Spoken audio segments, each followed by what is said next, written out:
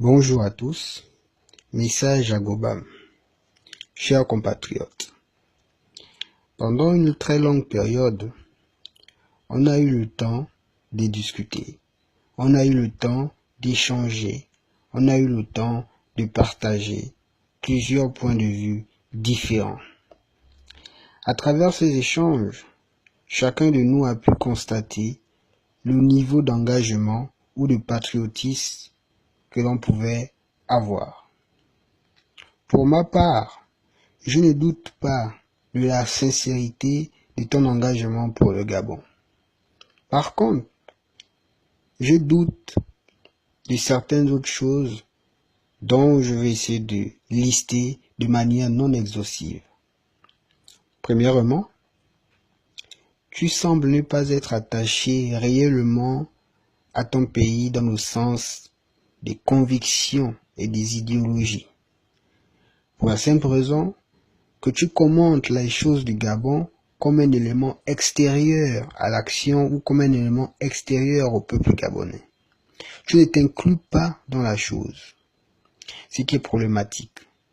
Et tu as toujours tendance à déléguer la charge des actions aux autres, tout en attendant que ça puisse rater pour revenir ensuite te moquer ou apporter un point de vue décourageant. Ça, c'est un comportement profondément lâche. Ensuite, ce que j'ai pu constater, c'est que ton engagement ne vient pas des tripes pour le Gabon. Parce que ton assise culturelle n'est pas profondément ancrée au territoire du Gabon. Tu es un compatriote, je ne doute pas de ta nationalité, même si tu t'es expatrié où tu te trouves actuellement. Mais je remarque une chose très importante, c'est que ton enracinement est hors de notre territoire.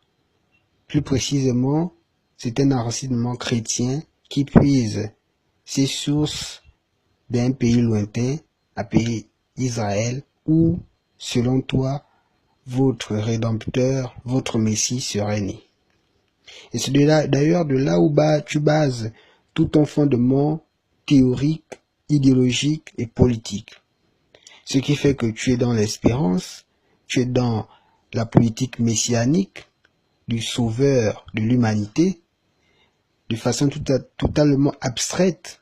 Tu te dissocies du peuple gabonais et tu veux nous imposer par le raisonnement de la doctrine chrétienne une vision des choses qui est fausse.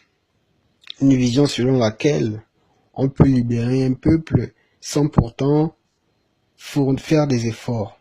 Une vision selon laquelle on libère un peuple à travers des tonnes de prières et de jeûnes. Cette doctrine qui est profondément différente aux réalités culturelles, aux réalités historiques du combat pour la libération. D'ailleurs, même ton Jésus, pour apporter son message, a eu à donner de son corps ou de son sang pour libérer son peuple. Je suis toujours en contradiction avec toi parce que à chaque fois, tu as toujours été là comme observateur des échecs.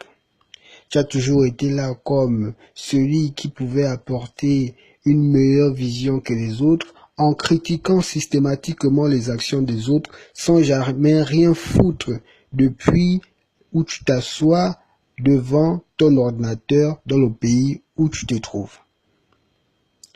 À chaque fois que les Gabonais ont toujours entrepris des actions de libération, tu as toujours figuré parmi ceux-là qui venaient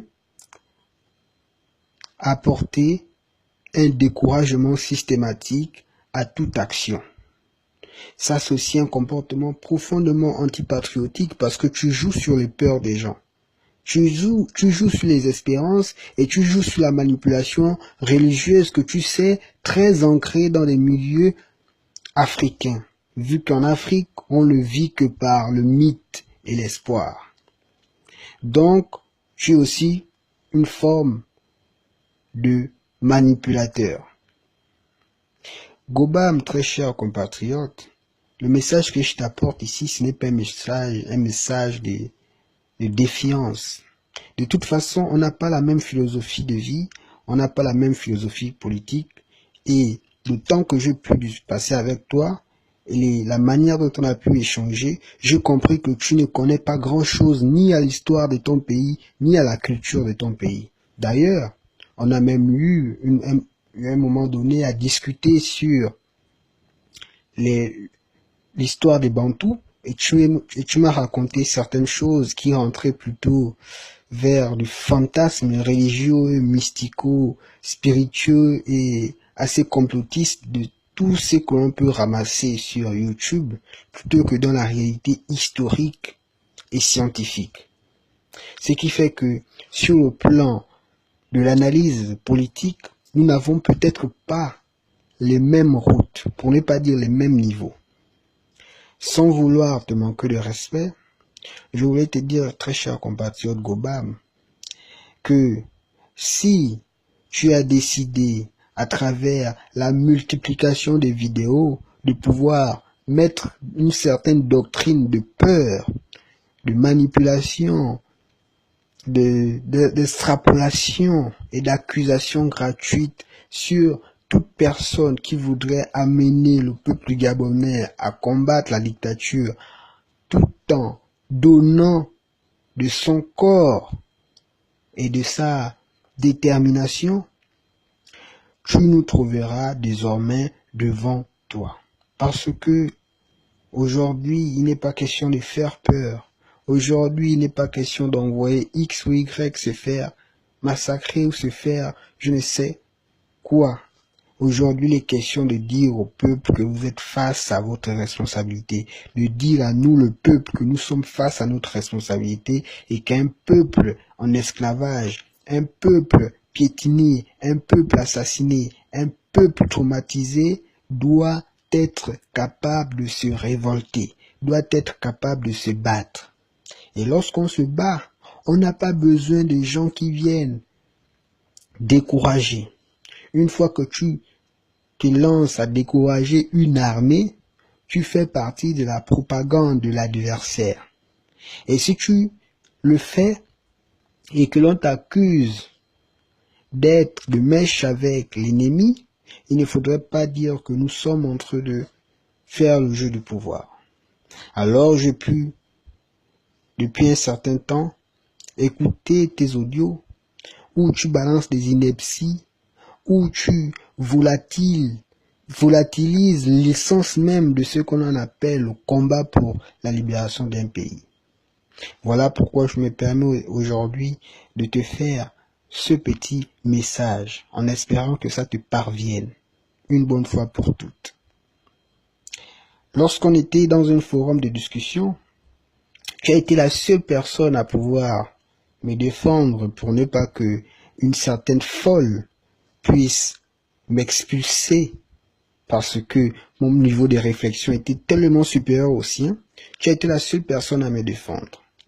Et pour cela, je te dis merci, cher compatriote. Et voilà pourquoi je dis que nos idées et nos idéaux ne sont pas totalement différents, mais par contre, l'endoctrinement religieux que tu as pu subir a certainement pesé et pèse toujours dans ta compréhension des choses de la vie.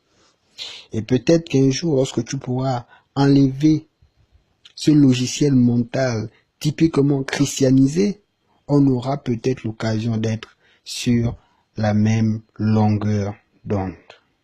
Merci, chers compatriotes, et je te dis au revoir et à très bientôt.